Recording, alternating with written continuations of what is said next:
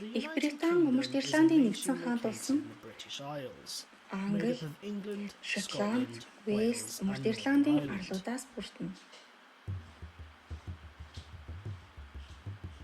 Олон мянган жилийн өмнө эдгээр арлуудад амьдарч байсан гэлтээс өмнөх үеийн хүмүүсийг тэдний өвөрмөц варан аягны нэрээр бикчүүд гэж нэрлэдэг байжээ. Тэдний талаар тун бага мэдээлэл байдаг хэдий ч эдгээр хүмүүсийг өнөөдрийн хүртэл нууцсан тайлбардаагүй Стоунхенжийн чулуун хөшөөний үнцийг тавьсан гэж үздэг. Чулуунуудыг 241 км зайнаас зөөвөрлөж босгосон бөгөөд тухайн үеийн хүмүүсийн цаг тооллыг хэмжих нэг хэмжүүр байсан гэж үздэг.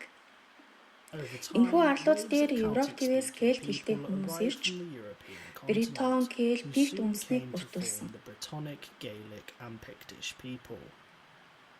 Эдгээр хүмүүс нь нэгмэл нэг үндэстэн байгаагүй хэдий ч ижил төстэй шашин шүтлэг, хил соёлтой олон овог аймгаас ирж нэгдсэн байв. Ромчууд тэдэн рүү давталж одоогийн Англи, Уэльсийг эзэлсэн боловч хойд зүгт орших Пикт овгийнхныг эзэлж чадсангүй. Ромын цэргүүд Каледоны нутаг дэвсгэрт хэд хэдэн дайн хийсэн ч тэдний дайны бэхлэлд эслэгдэж Ромын цэргүүд Хардионы хэрэм рүү ухарсан.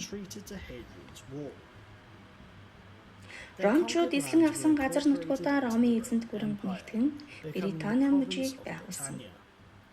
Тэд Ромын зан заншил, хууль тогтоомжийг тус мужид тогтоом, дэд бүтцийг сайжруулан олон хот суурин газруудыг чулуун замаар холбосон. Ромчууд Британийг орхисноор Герман гаралтай овог аймгийнхан тэдний газар нутагт ихээр шилжин ирж тэд Жууд, Англи саксонууд байсан бөгөөд тэдний хэл нь эртний англи хэл байв. Британчууд Британи болон Думания гэж нэрлэгддэг улсууд руу нүүж Шотланд 4 хаант улс болон задарсан байна. Тэдний тэмцлээс болж олон хаант улсууд бий болсон Ирланд гаралтай Шотландууд Англи саксоны Бернинсия хаант улс мөн Альбийн пиктүүд байв. Жуудууд хэрхэн алга болсон талаар зөвхөн тодорхой тэмдэглэн үлдээгээгүй боловч Англиуд ба Саксууд нь 7 хаант улсыг байгуулсан нь Wessex, Sussex, Kent, Essex, зүүн Англи, Мерсия болон Бернинсия байв. Доманиагийн хаант улсын уналтын дараа Корнуоллын дайчид Вессексийн хүчирхэг хаант улстай тулалдаж байв. Корнуолл Вессексийн иргэшээлд орсон ч өөрийн соёлоо хадгалж үлджээ. Энэ үед Уэльс нь хэд хэдэн тусдаа хаант улсуудаас бүрдэж байсан байв. Хамгийн том нь хойд зүгт орших, Гвийн зүүн зүгт орших, Хавс өмнө зүгт орших Дефенднер байв. Бодлого Британийн арлууд руу Скандинавоос Норвегийн цэргүүд давталсан ба тэд викингчууд байсан. Викингчууд Шотландын арлууд мөн Мэн арал дээр суурьшиж, Иран дахь Дублин хотын суурийг тавьжээ. Шотландууд болон Пиктүүд Кент Макалпины удирдлаганд Альбийн хаант улсыг байгуулсан. Альбийн хаант улс жил ирэх тусам хүчрхэгжиж, Стратлайтийн бүс нутгийн оршин суугчид уг хаант улсад нэгдсэн байна. Энэ хооронд Даны викингчууд Англо-Саксоны хаант улсыг эзлэхээр давталсан бөгөөд Уэссексийн хаан агуу альбертай дайсны дараа Даны хууль эрх зүйн хэмжээ Англо-Саксонуудад нөлөөлж тус бүс нутагт оршин суугчид Даны хууль захирагдаж байв. Англи-Саксоноос сүүлчийн викинг хаан Эрикийг ялж Ателстан Английн анхны хаан болжээ. Хэдийгээр шинээр байгуулагдсан Даны ванд улс Англиг эзэлж хүн хэмээх Норвегийн ноёдын удирдлагын доор богино хугацаанд Даны хаант улс ханчилсан. Норвегчууд арлын оршин суугчдад ихээхэн нөлөө үзүүлсэн учраас англи хэлэн зарим үг Норвег гаралтай байхын гайхамшигт зүгтж Британи, Скандинав болон Англи саксонууд Мерсийн цэргүүд болон Ирландын цэргүүдийг ялж Лилүүн хаан баруун өмнөд Уэльсдэх дайснаа дарав. Лил бүх Уэльсийг захирч байсан анхны бөгөөд цорын ганц Уэльсийн хаан байв. Тэрээр Английн Харалд Годисонд ялагдаж өөрийн цэргүүдийн гарт амь үргэлжсэн учраас Уэльсийн хаант улсууд дахин задран тодорхойд хүрв. Эдвард хаан нас барж хүүхэдгүй байсан тул дөрвөн өөрсдийгөө хаан бол хууль ёсны эрхтэй хэмээн тэмцэлдэж эцэст нь Харалт байсан хаан болон сонгогдсон ба тэрээр Норвегийн хаан Харалт Хаалгаадын довтлогоноос Англиг хамгаалж чадсан. Гэвч тэрээр өөрийн цэргийг өмнөдийн нутаг руу илгээснээр Нормандийн дайчдтай тулалдаж Хастингийн дулаанд Харалт нүдэндээ сүм золгож ам өргөцсөн уламжлалт ёсоор Нормандын дайчид ялалт байгуулсан. Шинэ хаан Уильям хэд хэдэн бослогыг дарж модон биелэг гэж нэрлэгддэг чулуун цайз барьсан. Мөн түүний зарлагаар дайны шүүх байгуулж Domestic Book хэмээх гар бичмэлийг бичиж газар болон газрын үнийг бүртгэж эхлүүлжээ. Норманд өмнөд Уэльс, Ирландын зарим хэсгийг эзэлсэн. Шүүх дээр язгуурчнууд англи нормон хэлээр хуралддаг байсан бөгөөд энэ нь олон зуун жил үргэлжилж орчин үеийн англи хэлний хөгжилд асар их нөлөө үзүүлжээ.